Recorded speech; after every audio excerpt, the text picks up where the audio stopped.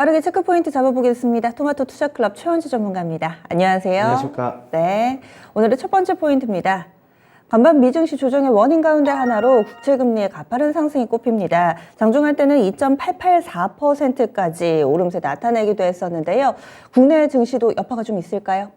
네, 어제 미국 시장 10년만기 국채금리가 2.86으로 마감을 했죠. 그거에 따라서 미국 지금 어닝 시즌인데 그거 어닝 시즌도 그렇게 썩 밟지 못하고 10년만기 국채금리도 3%에 근접을 하면서 시장에 조금 안 좋은 영향을 미쳤습니다. 그러나 크게 영향은 앞으로도 제한적일 것이라고 저는 개인적으로 보고 있는데, 결론은 지금부터 말씀드리면 그렇습니다. 지금 3% 넘는 거를 일단은 이미 기정사실화하고 있는 것으로 보고 있고요. 그러면은 3% 넘을 시에도 저는 미국 시장 충격은 제한적일 것이다, 그렇게 보고 있습니다. 지금 미국 시장 이번에 이제 저점을 지금 다지고 있는 형국으로 좀 보고 있는데요. 지금 결국에는 지금 하단에서 어느 정도 저점 다지면서 반등을 모색할 것이라고 보고 있고, 일단 나스닥 기준으로는 14,000 정도가 1차적으로 좀 목표치가 될 것으로 보고 있고, 조금 더 가면 14,100, 200 정도로 보고 있습니다.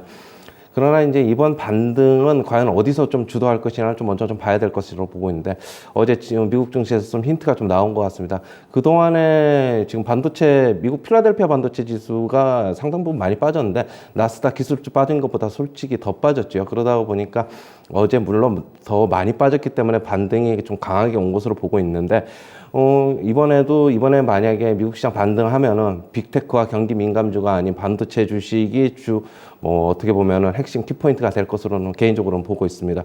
지금 어제 국내 시장 같은 경우에 미국 나스닥 선물이 좀 안 좋으면서 이 눈치를 굉장히 좀 많이 봤는데요. 그러면서 어제 시장 좀 빠졌다가 좀 횡보하면서 좀 끝났습니다.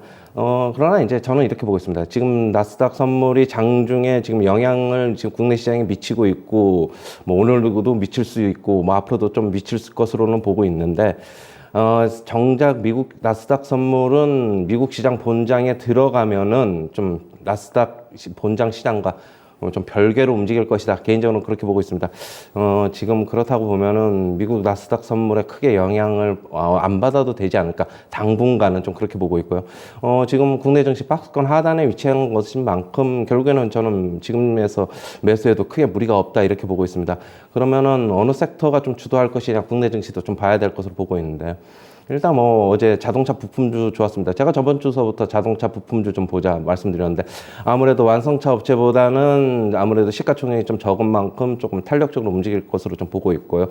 그 다음에 반도체주도 좀 장비주 이런 것들은 좀 주목해서 봐야 될 것으로 보고 있습니다. 물론 삼성전자, SK 하이닉스도 일정 부분 반등하겠죠. 하지만 탄력적인 거는 역시 장비주다, 이렇게 보고 있습니다. 네. 그리고 기술주, 나머지 기술주들도 좀 주의 깊게 좀 봐야 될 것으로 그렇게 보고 있습니다. 네, 알겠습니다. 다음 두 번째 포인트 넘어가겠습니다.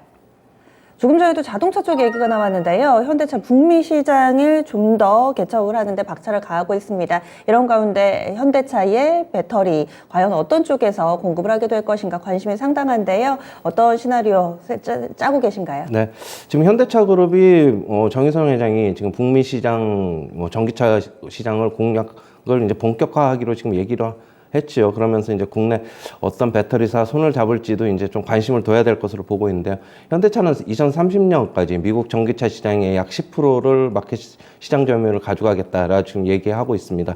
지금 현지에서 그렇게 본다면은 전기차를 생산하는 만큼 배터리의 현지 조달은 꼭 필수적이다, 그렇게 보고 있는데요. 일단은 유력 주자는 미국 내 배터리 생산 공장을 가동 중인 SK 이노베이션, SK온이죠. SK 이노베이션과 LG 에너지 솔루션이 좀 유력하게 거론이 되고 있습니다.